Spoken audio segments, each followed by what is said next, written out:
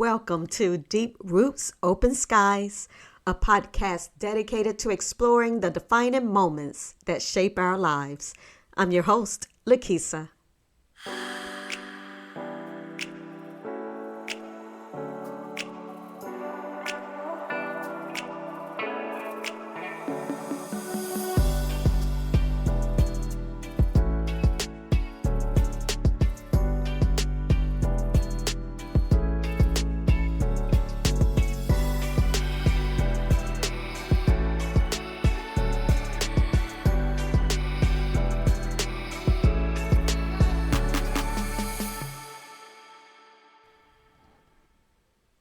Today, we're diving into a topic that's as personal as it is artistic: tattoos. Now, let's start with a little backstory. Tattoos have long been a form of expression, a canvas of our stories etched onto our skin. They can symbolize freedom, love, loss, and transformation. As a mid-aged woman with 3 tattoos under my belt, my journey with body art has been a reflection of my growth, my rebellion, and let's be honest, a little bit of my love for spontaneity. Let me take you back to when I got my first tattoo at 21. It was a tumultuous time in my life. The divorce of my parents had left deep emotional scars. Think about this: a young woman complicated with a mix of anger and confusion, particularly towards her father's unfaithfulness. He had shaped my perspectives on men, and during that period, I was not a fan of them at all. So in the quest for freedom and personal expression, I decided to get a tattoo. What else to do? My first tattoo was a striking design. A mid-sized, vibrant red rose with a black dagger piercing through it, with drops of blood flowing from the blade. Quite dramatic, right? The rose, symbolizing beauty and elegance, contrasted starkly with the dagger representing the pain I felt from my father's actions. Depending on my mood or the time of the day, the tattoo would resonate with different meanings. Sometimes it reminded me of a heartbreak, while other times it served as a reminder of my strength to overcome vulnerability. I chose to place the tattoo on my lower thigh, hidden from view unless I wore something short, This concealment felt significant, like a secret I carried with me, visible only to those fortunate enough to catch a glimpse, you know what I mean? The process took about 3 hours, and I remember being late to work that day. I fabricated a story about car trouble to avoid questions, in which, in my defense, my car at the time always had some type of issues going on. If it wasn't the oil light left on, it was the engine. But in reality, I was celebrating the thrill of my first body art experience. On that day, I was going straight to work, I had good intentions right here, until I looked to my right and there was a small tattoo shop. I abruptly moved to the lane to investigate the place. I didn't hesitate. Once I pulled over to the tattoo shop, I parked and got out like I was on a mission. When I went in, I was greeted and presented with a binder full of tattoo ideas. I come from a family of planners, Everyone has to research stuff, but I have always been grateful to be a little spontaneous. I looked through the pictures and was captivated by the beautiful artwork, making it difficult to decide. I came across a lot of pictures of roses. I always liked roses at the time. It represented beauty and elegance. However, the rebellious side of me was a little tough around the edges. So when I saw the dagger piercing through a rose, it stood out to me. It showed me a not so nice, not so bad kind of feel. So I selected that. I can't say getting tattooed hurt. The sensation of the needle was a constant stinging, but rather than discomfort, it felt like a rite of passage. Interestingly enough, I didn't notice many people around me with tattoos at that time. My parents had a conservative mindset, emphasizing the importance of presenting oneself well. But all of that change when I was 18. I saw my cousin's beautiful thigh tattoo, and it struck a chord within me. I knew that when the time came, I would get a tattoo of my own. Fast forward 20 years, and life had pulled me in different directions. Marriage, motherhood, and a career. Life forces some things to be placed on the back burner. My second tattoo, a small black cross on my right wrist, came at a time when I was reconnecting with my spirituality. This tattoo holds deep meaning for me, even though it's a very simple type of symbol. It signifies my faith and the strength I draw from it. I went to a local tattoo shop with a close friend who has always been a pillar of support in my life. Together, we had often discussed the idea of getting matching tattoos, and the cross felt like a perfect representation of our bond and shared beliefs. Interestingly, studies show that while both genders appreciate cross tattoos, females often choose them for personal significance, tying them to moments of reflection, faith, or connection with loved ones. It's fascinating how a simple symbol can carry such weight. Now, let's touch on a topic that often comes up in conversations about tattoos: matching tattoos with a significant other or loved one. Would you do it? Now, this is a loaded question, I know. I wouldn't put a loved one's name on me. I know for a fact. And I'm married. On one hand, matching tattoos can symbolize a deep connection, a commitment to one another, or a shared experience. It can be a beautiful way to honor a relationship. But the other side of that coin is thinking about what happens if things go south. I mean, if you break up, there's that permanent reminder staring back at you. That stain will always be there unless you decide to cover it up or change it. It's like having an ex's name inked across your chest. Definitely not ideal. I've heard countless stories of people going through elaborate cover-ups after a breakup. And let me tell you, it can get pretty creative. Some have taken the plunge and turned their ex's name into a majestic dragon, or transformed a couple's tattoo into something entirely different.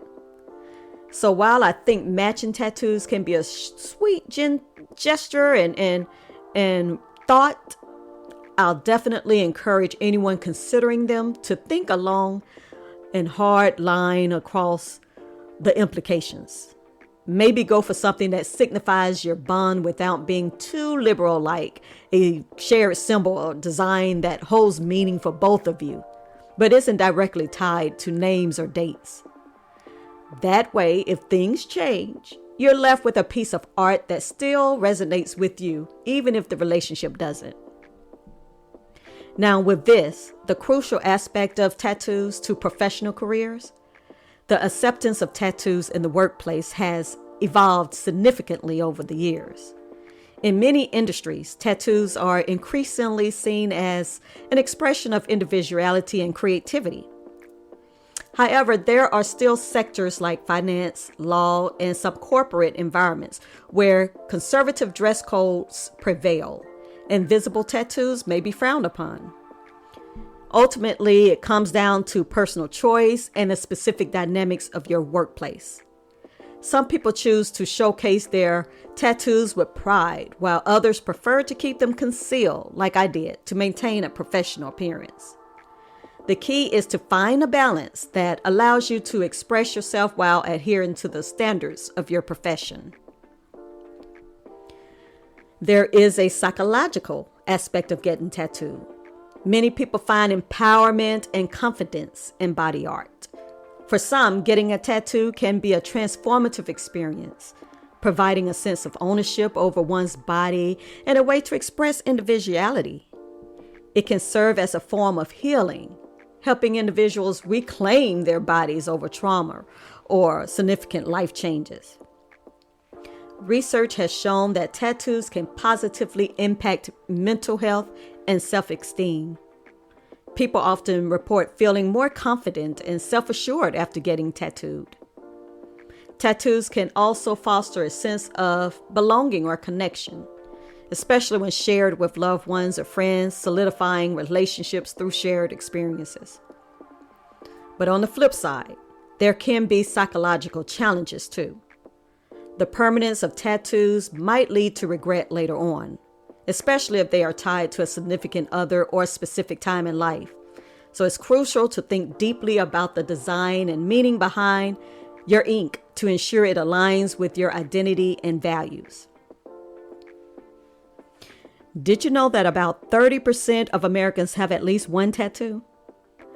So that percentage rises to nearly 50% among younger adults aged 18 to 34. So this growing trend reflects how tattoos have moved from being seen as rebellious or taboo to a mainstream form of self-expression. The increasing acceptance of tattoos in society has opened the door for many to wear their stories proudly. Now, regarding the evolution of tattoos over the decade, let's take a little stroll down memory lane. In the early 20th century, tattoos were often associated with sailors and the military, often symbolizing bravery or significant life experiences. The designs were typically bold and simplistic, focusing on traditional designs like anchors, skulls, and hearts. Now, as we move to the 1960s and 70s, tattoos began to gain popularity in counterculture movements, becoming a symbol of rebellion and individuality. This era saw the rise of more elaborate designs, often inspired by rock and roll culture. And then you had the 1980s and 1990s, tattoos took on a more commercialized angle. With the introduction of tattoo parlors in urban areas, this decade brought the emergence of tribal tattoos and the popularity of airbrush designs, reflecting the trends of the time. Today, we see an explosion of styles from watercolor tattoos to intricate geometric designs. The rise of social media has also transformed the tattoo landscape, with platforms like Instagram and along with artists to showcase their work to a global audience. The concept of Instagram tattoos has emerged, where clients request designs they've seen online, leading to a fusion of traditional artistry and modern influence. And that leads me to talking about my third tattoo, which didn't come until a decade later. I was still moving through life, raising kids, working, and navigating the complexities of a conservative-like marriage. The decision to get this tattoo was quite unexpected. I had a little mishap involving my daughter's hoverboard that resulted in a rotator cuff injury. Picture this, me, full of confidence, telling my daughter, "Girl, move over, let me show you how it's done." As you can guess, that didn't end well. I ended up needing surgery, and let's just say my shoulder was less than pleased with my brilliant idea. After all the physical therapy and recovery, I found myself left with a scar that I wanted to transform into something beautiful. So I opted for an African spoon daisy, adorned in black ink to cover the scar. This idea derived from my thoughts and not from a binder of various tattoos like my earlier decisions. I drew the picture for the artist, as well as show a picture that I had saved in my phone of the flower, which indicated the physical details of the flower. This flower symbolizes uniqueness and beauty in African culture, and it serves as a testament to my journey. The tradition of African markings is rich and varied, often indicating social status, ethnicity, or significant life events. They tell a story that is deeply rooted to personal and culturally significant. Much like my tattoos, they serve as a reminder of where we've been and who we are. This raises the question, is it best to cover them up or show them?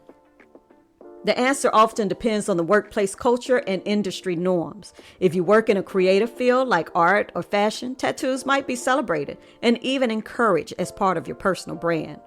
On the other hand, if you're in a more traditional environment, it may be wise to keep them covered, especially during client-facing meetings or formal events. For me, I found that using cover-up makeup is a lifesaver, especially when I'm wearing something formal with my arms showing. I can quickly apply a high quality concealer or body makeup to my shoulder tattoo, making it blend seamlessly into my skin tone. It's an easy trick that allows me to maintain a polished appearance while still embracing my personal style. Plus, it gives me the freedom to wear that sleeveless dress without feeling self-conscious about my ink during certain situations. Now, here's the kicker. I'm still interested in getting more tattoos. But my husband, well, let's just say he's not exactly on board with that idea. He looks at me like I've suggested we adopt a pet alligator or something. Honey, you already have 3 tattoos. Isn't that enough? I just laugh and remind him that life is too short not to express ourselves. But here's the thing. As I think about more tattoos, I realize I need to be strategic about where I place them. Our skin is not forgiving as we age, right? I mean, let's face it, gravity is not our friend. I sometimes joke that I need to start considering tattoo real estate. Where's the best spot where my ink won't end up looking like a watercolor painting that's been left out in the rain? And speaking of age, is there a cutoff age for getting tattoos? Is it a youth thing? Well, I've done some digging, and the truth is, there's no hard and fast rule. Tattoos are for everyone, regardless of age. People are getting inked later in life for various reasons. Some as a form of self-expression after retirement, others as a way to commemorate significant life events. In fact, a growing trend is seeing older adults embracing tattoos as symbols of their journey, celebrating their experiences and stories. It's like saying, I've lived, I've loved, I've lost, and here's my story. Plus, many tattoo artists are now becoming more skilled at creating designs that cater to mature skin, considering factors like elasticity and skin texture. But of course, there's always a humorous side of things. I can just imagine myself in a tattoo parlor at 70 saying, yes, I'll take the butterfly on my ankle. Just make sure it doesn't look like a moth. Let's not forget the importance of aftercare and how our skin changes as we age. When we're young, we might bounce back quickly from a tattoo session. But as we age, our skin requires a little more TLC. Keeping the skin moisturized, avoiding sun exposure, and following proper aftercare can help ensure that our tattoos don't fade into a mere shadow of their former selves. But here's the thing. I know what I want. I love the idea of adding more ink to my canvas. Each tattoo tells a story, and I have still some more stories to tell and to share.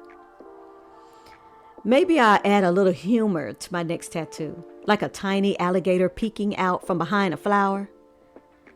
Nah, just kidding. I don't like gators. And the humor leads me to facial tattoos. I must say, I'm not a fan of them.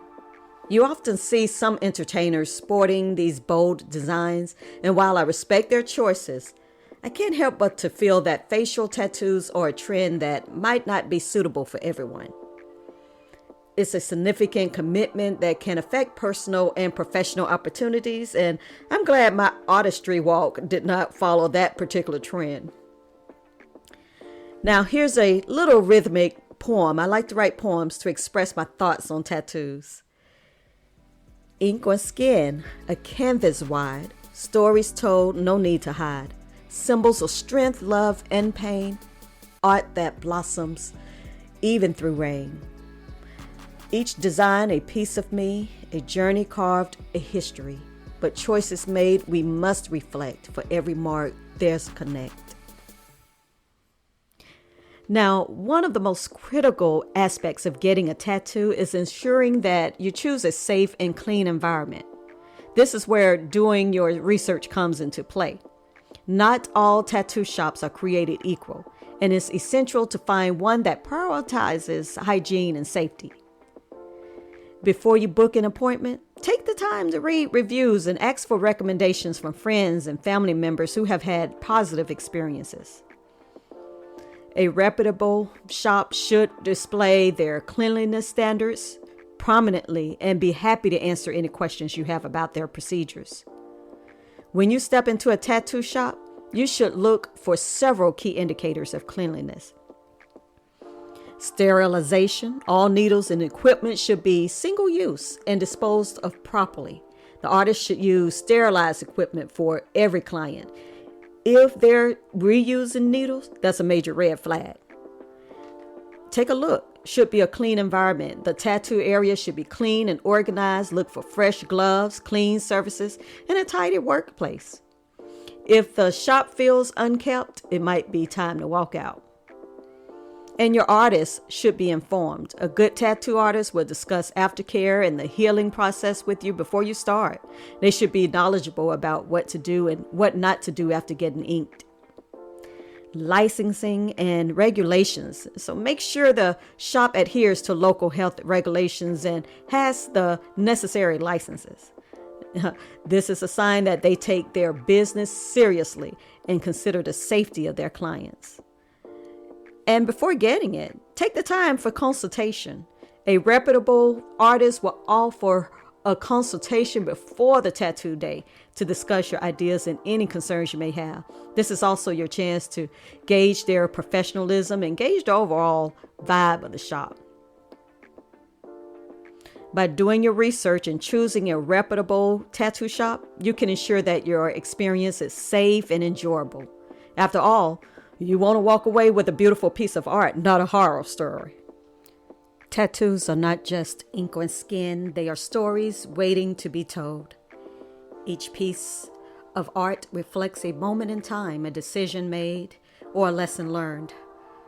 I appreciate you joining me in this exploration of tattoos and the freedom of expression they represent. Thank you for joining me on this episode of Deep Roots, Open Skies. Until next time, embrace your journey and keep exploring the possibilities.